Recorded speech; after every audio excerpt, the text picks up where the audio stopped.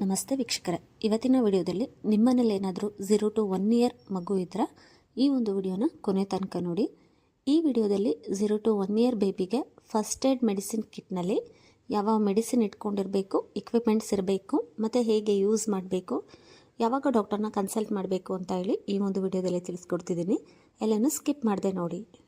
ಮೊದಲನೇದಾಗಿ ಕಿಟ್ನಲ್ಲಿ ಇರಬೇಕಾದಂಥ ಇಕ್ವಿಪ್ಮೆಂಟ್ಸ್ ಬಂದು digital thermometer. ಇದು ಜ್ವರನ ಚೆಕ್ ಮಾಡುವಂಥದ್ದು. ಕೈಯಿಂದ ಟಚ್ ಮಾಡಿ ನೋಡೋದಕ್ಕಿಂತ ಅಕ್ಯುರೇಟಾಗಿ ಈ ಒಂದು ಇಕ್ವಿಪ್ಮೆಂಟ್ ನಿಮಗೆ ತೋರಿಸುತ್ತೆ.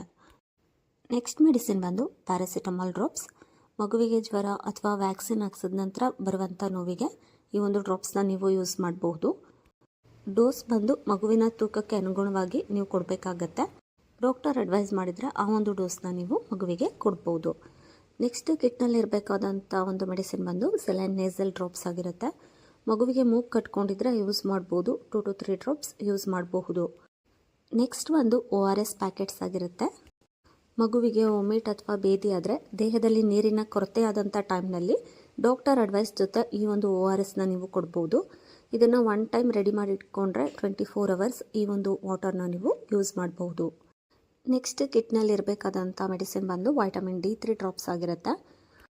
ಕಾಮನ್ ಆಗಿ ನವಜಾತ ಶಿಶುಗಳಿಗೆ ಡಾಕ್ಟರ್ ಈ ಒಂದು ಡ್ರಾಪ್ಸ್ನ ರೆಫರ್ ಮಾಡ್ತಾರೆ. ಇದು ಮೂಳೆಗಳ ಬೆಳವಣಿಗೆಗೆ, ಹಲ್ಲುಗಳ ಬೆಳವಣಿಗೆಗೆ, ಕ್ಯಾಲ್ಶಿಯಂನ ಅಬ್ಸರ್ವ್ ಮಾಡೋದಕ್ಕೆ ಸಹಾಯ ಮಾಡುತ್ತೆ. ಈ ಒಂದು ಡ್ರಾಪ್ಸ್ನ ನವಜಾತ ಶಿಶುವಿಂದ ಹಿಡಿದು 1 ಇಯರ್ ತನಕ ನೀವು ಯೂಸ್ ಮಾಡಬಹುದು. ನೆಕ್ಸ್ಟ್ ಮೆಡಿಸಿನ್ ಬಂದು ಜಿಂಕ್ ಸಿರಪ್. ಮಕ್ಕಳಿಗೆ ಬೇದಿಯಾದಂಥ ಸಮಯದಲ್ಲಿ ಜಿಂಕ್ ಸಿರಪ್ನ ಡಾಕ್ಟರ್ ಅಡ್ವೈಸ್ ಮಾಡ್ತಾರೆ. ನೆಕ್ಸ್ಟ್ ಮೆಡಿಸಿನ್ ಬಂದು ಡೈಪರ್ ರ್ಯಾಶ್ ಕ್ರೀಮ್. ಮಗುವಿಗೆ ಡೈಪರ್ ರ್ಯಾಶ್ ಆಗುವಂಥದ್ದು ಕಾಮನ್ ಆಗಿರುತ್ತೆ. ಇದನ್ನು ಕೂಡ ಫಸ್ಟ್ ಏಡ್ ಕಿಟ್ನಲ್ಲಿ ಸಾಮಾನ್ಯವಾಗಿ ಇರಬೇಕಾಗತ್ತೆ.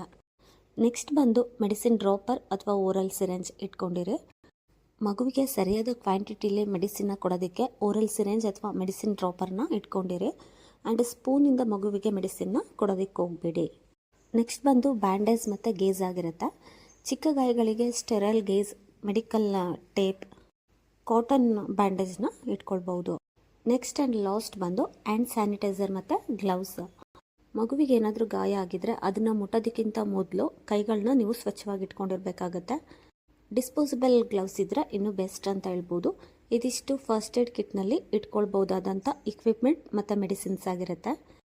ನೆಕ್ಸ್ಟು ಕೆಲವೊಂದು ಔಷಧಿಗಳನ್ನ ಫಸ್ಟ್ ಏಡ್ ಕಿಟ್ನಲ್ಲಿ ಇಟ್ಕೊಂಡು ಓನಾಗಿ ಬಳಸಬೇಡಿ. ಅದು ಯಾವುದಂದರೆ ಆ್ಯಂಟಿಬಯೋಟಿಕ್ಸ್ ಆಗಿರ್ಬೋದು, ಸ್ಟೀರಾಯ್ಡ್ ಮೆಡಿಸಿನ್ ಆಗಿರ್ಬೋದು, ಅಡಲ್ಟ್ ಮೆಡಿಸಿನ್, OTC ಮೆಡಿಸಿನ್ ಆದಂಥ ಕೋಲ್ಡ್ ಆ್ಯಂಡ್ ಕಾಫ್ ಸಿರಪ್ನ ಡಾಕ್ಟರ್ ಅಡ್ವೈಸ್ ಇಲ್ಲದೆ ಮಗುವಿಗೆ ಯೂಸ್ ಮಾಡಬೇಡಿ.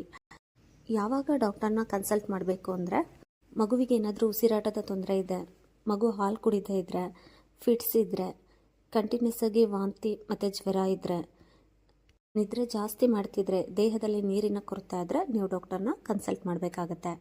ಆ್ಯಂಡ್ ಲಾಸ್ಟ್ ಅಡ್ವೈಸ್ ಬಂದು ಎಲ್ಲ ಮೆಡಿಸಿನ್ನ ಎಕ್ಸ್ಪೈರಿ ಡೇಟ್ನ ಚೆಕ್ ಮಾಡ್ತಾ ಇರಿ. ಫಸ್ಟ್ ಏಡ್ ಕಿಟ್ನ ಮಕ್ಕಳಿಗೆ ಸಿಗದಂತೆ ಎಲ್ಲಾದರೂ ಸೇಫಾಗಿ ಇಟ್ಕೊಳ್ಳಿ. ಡಾಕ್ಟರ್ನ ಕನ್ಸಲ್ಟ್ ಮಾಡ್ದೇ ಯಾವುದೇ ಮೆಡಿಸಿನ್ಸ್ನ ಮಗುವಿಗೆ ಯೂಸ್ ಮಾಡಬೇಡಿ. ಇದಿಷ್ಟು 0 to 1 ಇಯರ್ ಮಗುವಿಗೆ ಫಸ್ಟ್ ಏಡ್ ಕಿಟ್ನಲ್ಲಿ ಯಾವ್ಯಾವ ಮೆಡಿಸಿನ್ಸ್ ಇಕ್ವಿಪ್ಮೆಂಟ್ಸ್ ಇರಬೇಕು ಅಂತ ತಿಳಿಸ್ಕೊಟ್ಟಿದ್ದೀನಿ. ನಿಮಗೆ ಯಾವುದಾದ್ರೂ ಮೆಡಿಸಿನ್ ಬಗ್ಗೆ ಇನ್ಫಾರ್ಮೇಷನ್ ಬೇಕು ಅಂದರೆ ಕಾಮೆಂಟ್ ಸೆಕ್ಷನಲ್ಲಿ ಕಾಮೆಂಟ್ ಮಾಡಿ. ಈ ಒಂದು ವಿಡಿಯೋ ನಿಮಗೆ ಉಪಯೋಗ ಆಗಿದ್ರೆ ಲೈಕ್ ಮಾಡಿ, ಶೇರ್ ಮಾಡಿ. ಮೆಡಿಸಿನ್ ಮಾಹಿತಿ ಯೂಟ್ಯೂಬ್ ಚಾನಲ್ನ ಸಬ್ಸ್ಕ್ರೈಬ್ ಮಾಡ್ಕೊಳ್ಳಿ. Thank you.